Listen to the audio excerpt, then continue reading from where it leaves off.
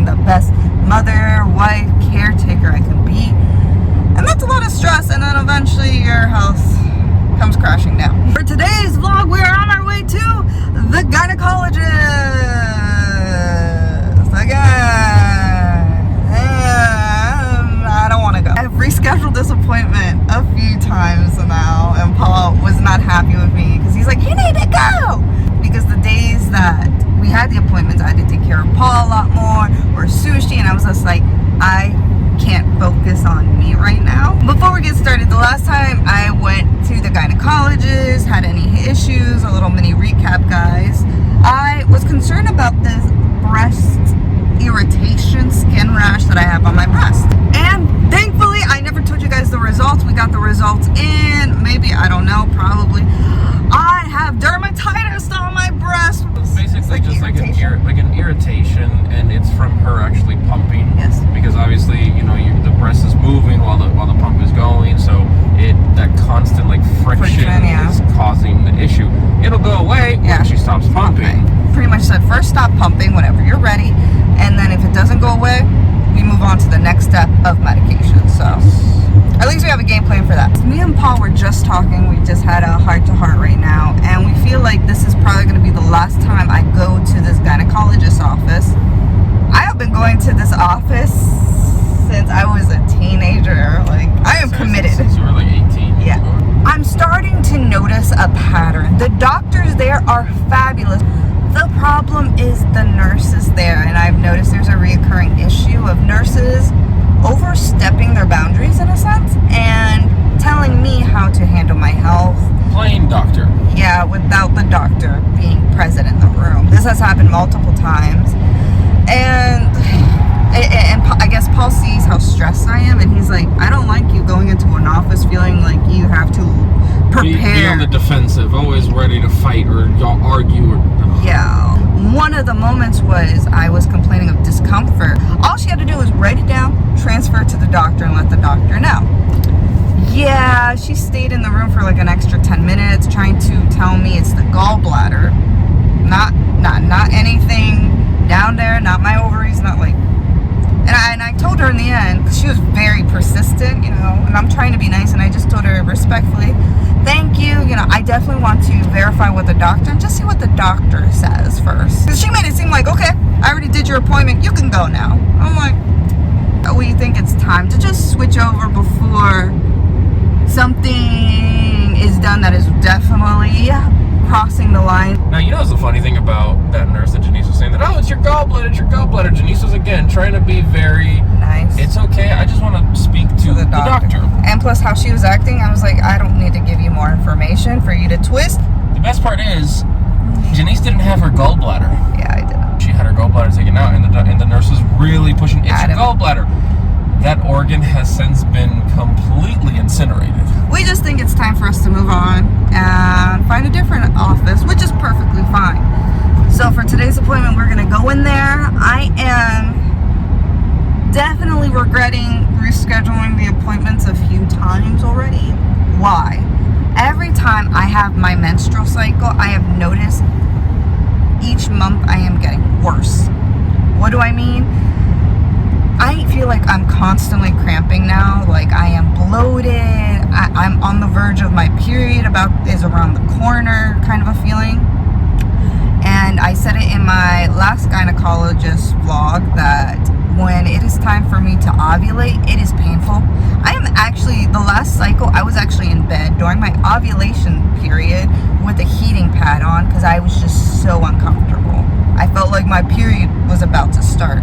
And sometimes I have to look at my calendar and be like, is my period around the corner? No, it's still 3 weeks out. That is not the case with me. I am constantly in pain, and now it is getting to the point it is diminishing my quality of life, and we gotta go get this checked out.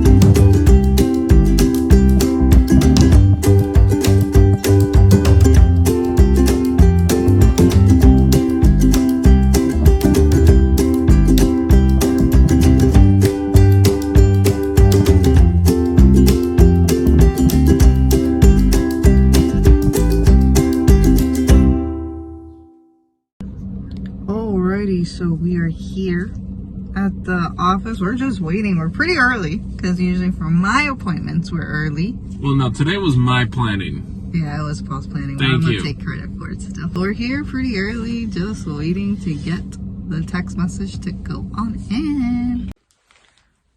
Okay, so I'm in the back. They're being a little difficult. They don't want Paul back here, even though they gave me an excuse for saying he's not allowed back here. And I was like, since when? Since we've ever opened up. And I'm like, no, that's not true. And then I told her, I was like, he's been back here many times. Well, it's for your annual. Since you're doing a PAP, he can't be back there. I was like, he has literally held my hand in this office while doing a PAP. And then she changed up the excuse again and said, well, it's because of COVID.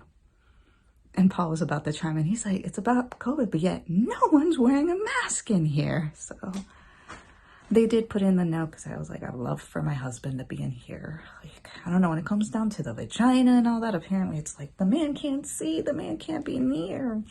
No, Paul can come in here. If I get to change out his poopy bag, Paul can be in here during this difficult time because I'm in pain, I'm uncomfortable, I am nervous. And a little stressed, so. Alrighty, so we are done. Paul was able to go back there with me, but it was A little bit of fighting. a lot of back and forth, and I was whatever. I was whatever at the end.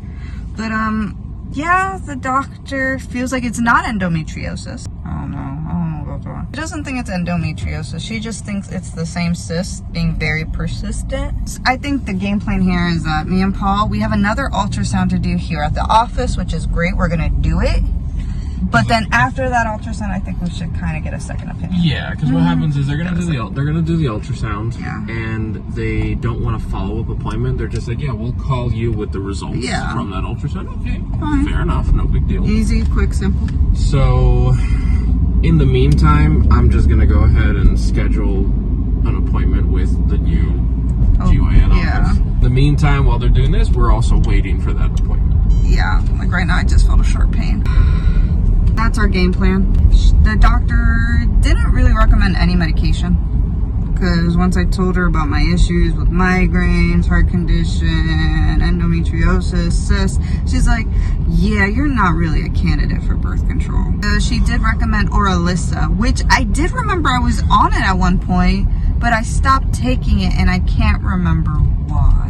Honestly, I could go back and watch it on the vlogs and it'll tell me why. We will see what we do, but for now we have our game plan of just doing the ultrasound and getting a second opinion. This is the first gyno that's ever said, I don't think it's endometriosis. So many doctors have said endo. But I just want to make sure I get the best care and just search all the possibilities to make sure I am going to improve my quality of life. Right, Paul? Of course. And at the end of the day, that's what we're trying to do. We're trying to make Denise feel healthy. Yeah. You know, this is obviously a pain that she doesn't want to be dealing with. No one wants to deal with pain. So let's see what we can do, see what answers we can come up with, and go from there. Honestly, today was very stressful. I'm very stressed out, and I got to relax because the doctor did say if it is a cyst, stress is my enemy, and this is very persistent right now. I'm gonna take it easy. Me and Paul are gonna go get some lunch because grandma is watching the baby. So this is our moment to have a little mini lunch date, even though we're gonna be scarfing our food down because we still got a time limit at the same time. So guys, we hope you're enjoying your time. Take it easy, rest when you need to rest, and listen to your doctors, because if stress is your enemy, take that very highly and run with it. Stress never does good for anybody. No one. And if you want to see what stress does to you, look at the pictures when a US president gets first elected to when they leave office. They age like 20 years. Like a fine in wine. a short span of time. It's just stress kills you. So we're gonna go take it easy, but enjoy our baby sushi. So guys, for now, adieu and goodbye.